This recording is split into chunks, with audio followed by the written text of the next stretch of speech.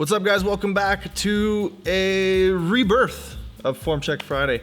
What Dylan and I are going to try to do is we're going to try to keep this up every Friday as well as the live stream. We know you guys really like these videos. They're a little bit more compact, a little bit more accessible if you're not there for the live stream.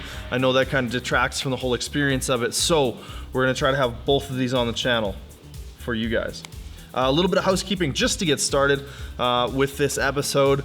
We did have submission repeated and sent in the same video a number of times, I think in an attempt to try to cheat the random number generator that we use, and we actually came across that submission twice just today. So we looked, found out that it had been repeatedly submitted, and we're actually not going to use that submission because of that. So just as a general rule, if you guys could please stick to a single submission. You feel free to submit, 3 different times for your different lifts.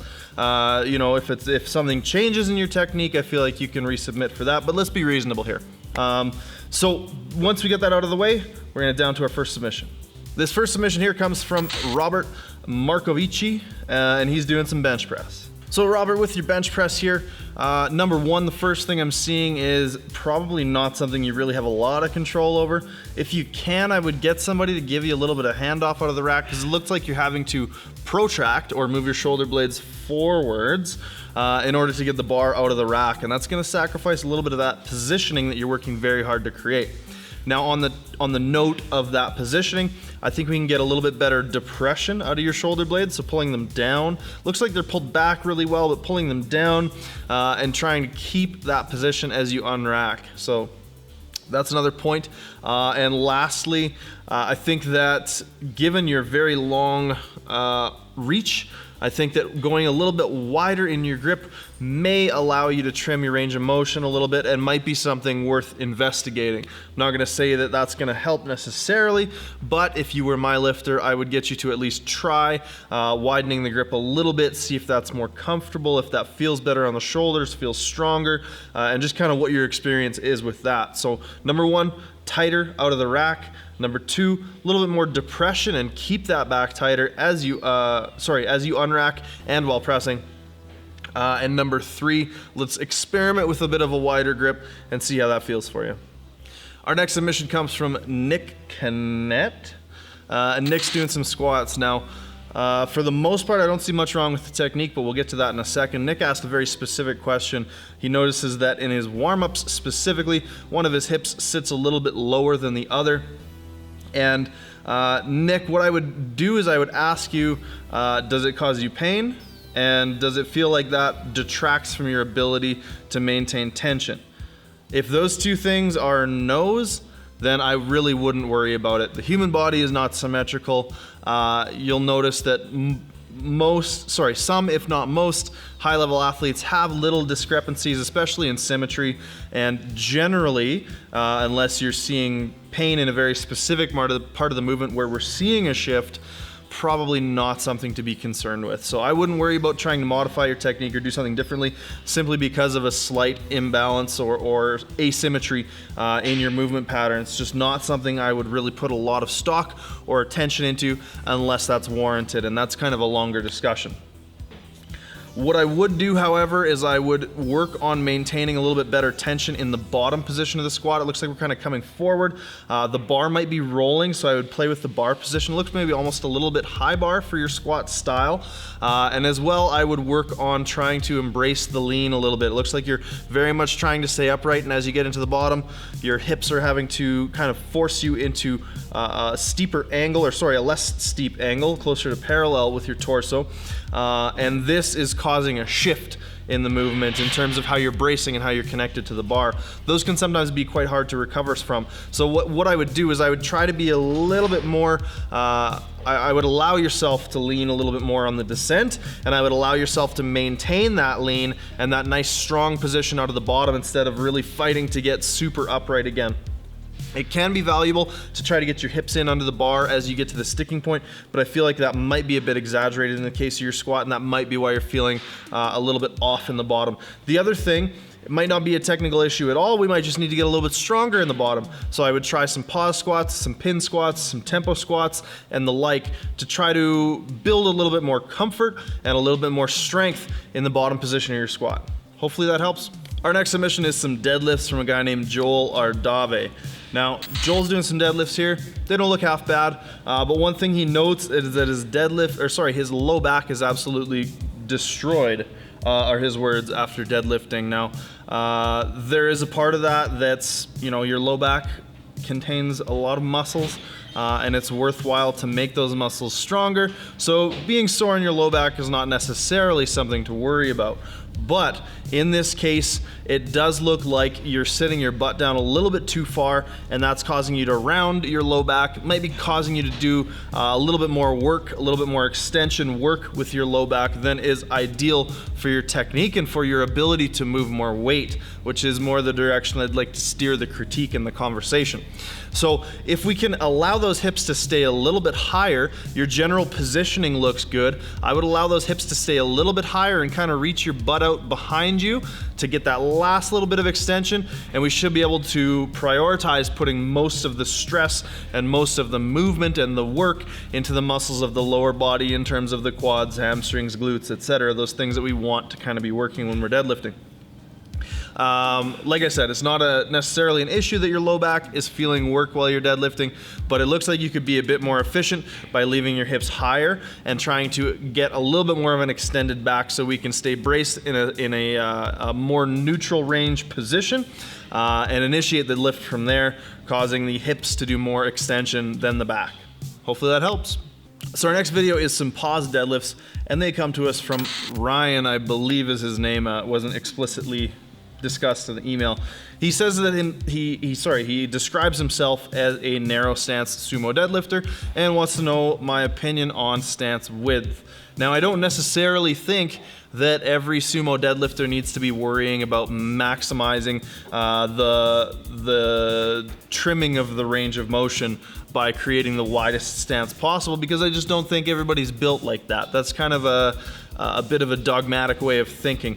Ryan's deadlift looks good. He looks strong. Looks like we're maybe losing a little bit of tension forward and kind of bowing in the back as we get started. So we could work on bracing and keeping the lats a little bit tighter in order to maintain position a little bit better off the floor and through the pause. But in terms of the stance width specifically, which is what Ryan was asking about, I don't see any reason to go any wider.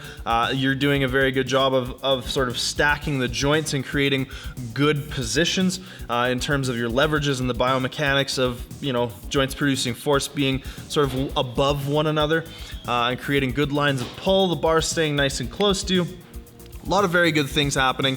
I don't see any need to change stance width, and I wanted to make a note that I don't think stance width is always something that everybody should be looking at trying to maximize.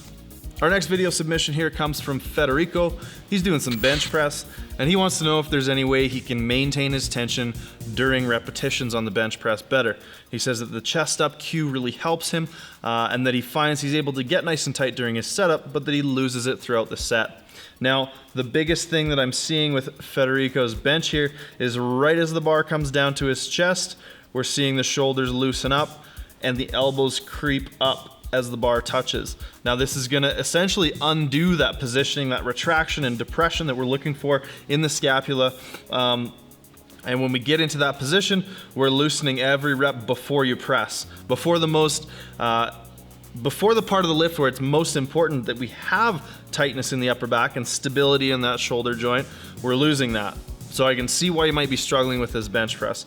Now, what I would recommend doing is playing with perhaps grip width. Perhaps we're running into sort of an end range of motion for the shoulders, and instead of being able to actually go back further while maintaining tension and stability in the shoulder blade and the surrounding area in the upper back, we're having to loosen that in order to get that last little bit of range of motion at the bottom.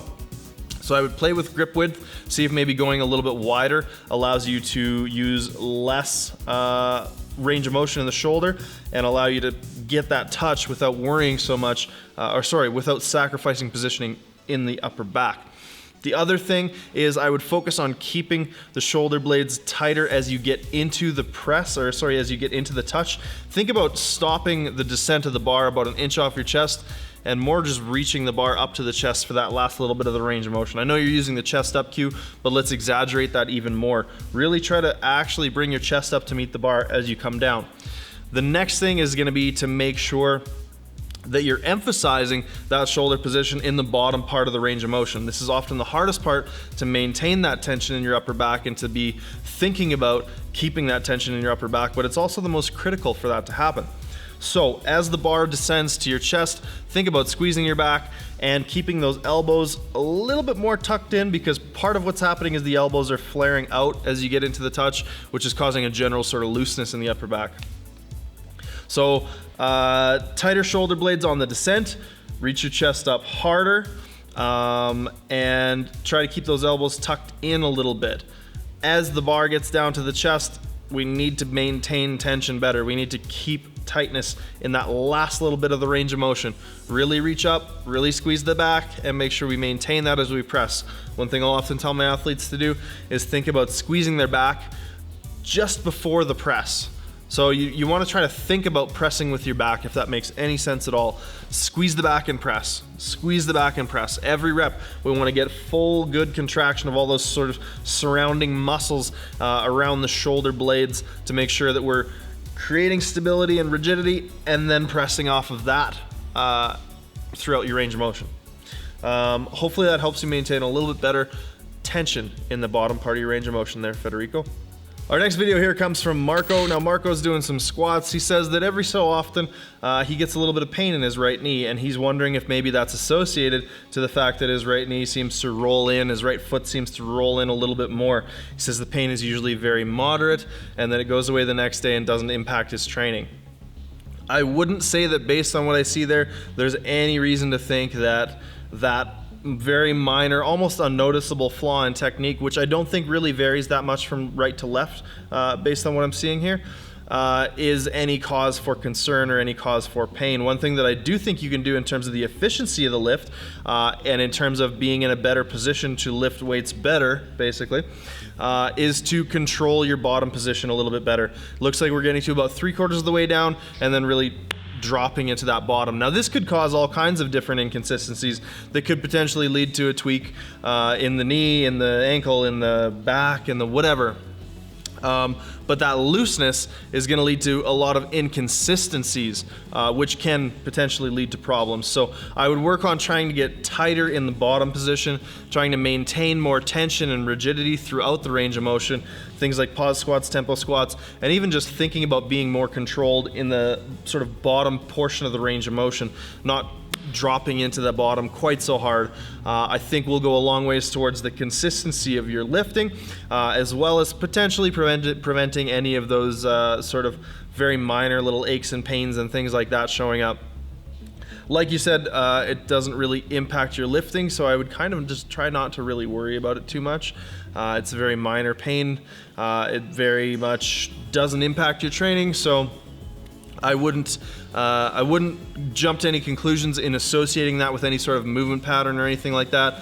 Could be just that you squatted a little too heavy. It could be that you squatted a little bit too much volume for that block of training. But one thing I would do in terms of the efficiency and just squatting a bit better in terms of your ability to move weight is try to maintain better tension in the bottom. And like I said, you can try using some of those exercises to work on that quality in your squat. And our last submission for today comes from Stefan or Steven. I'm unsure. It's a PH, so I'm going to say Stefan. Stefan's bench press here. And there are a number of things that are going wrong with this bench press. And it all starts with the unrack. So the first thing that I'm going to recommend you do is try and maintain better tension in the unrack. Maintaining tension is really kind of the overall theme of issues that I would attack with this bench press. We need to be tighter. There's a lot of... so starting with the unrack, we are protracting the shoulders. We're not maintaining stability and tightness in the upper back as we bring the bar out to the position we press from. Number two, we're over tucking the elbows and it looks like touching probably a little bit too low, which is sacrificing a lot of positioning, a lot of control and a lot of consistency on the eccentric or descending portion of each repetition. Number 3, as we press, the shoulders are very much losing stability. They're moving around throughout the range of motion, causing the elbow to kind of have to wiggle around. The feet are moving. So just in general, we need to create a lot more tightness. Now, I would recommend probably using a little bit less weight, practicing more on your warm-up sets, but just creating a lot more tightness and tension throughout the whole of the body and making sure that that nice pressing pattern is really the only movement that we see. Tighter shoulder blades, dig your feet in, use your legs to stabilize the rest of your body. Make sure they're not moving around and kind of dancing around between reps. They should be planted and pressing hard. The legs should be on. You should be using the glutes to reinforce the hip extension that's going to lead into that arch and putting the tension on the traps. A lot is going on here. So basically, work on getting tighter, work on staying tighter in the unrack, more control on the descent of the bar. Probably play with elbow positioning so we can find a bar path that'll allow you to be in control all the way down to the chest, so throughout the entirety of the range of motion. And if you're doing a push-pull meet, you're likely going to need to pause that bench, so let's start practicing that now as a sort of means to help you create more tension, help you create more tightness in the lift. I know that's a lot of information, but hopefully you can sift through that and take a bunch of chunks and be a lot tighter in the bench press. All right, guys, so thank you for sticking with us through this video. Hopefully you found something valuable that you're able to take and adapt to your own lifting. We do want to make mention here that we're going to be putting these Form Check Fridays out regularly again, and we're going to be changing the format of our live stream to more of a Calgary Barbell Live. We're going to try to figure out which night of the week or morning of the week it works best for people. And we're still going to be doing form checks in that, but we might be playing with the formatting and trying to figure out, what exactly works best for everybody and what we enjoy doing the most. So we're looking forward to doing more of that live streaming stuff. It's a lot of fun for us. We're just going to try to figure out how to make it more fun for you guys and make it something that more people can join in on, that kind of thing. So stay tuned for more of that. Thank you guys for tuning in. Leave a like if you liked it. If you found something in this video or you saw yourself, go ahead and maybe share it with your friends and hit that subscribe button if you haven't already for more quality content from us over here at Calgary Barbell. Bye, guys.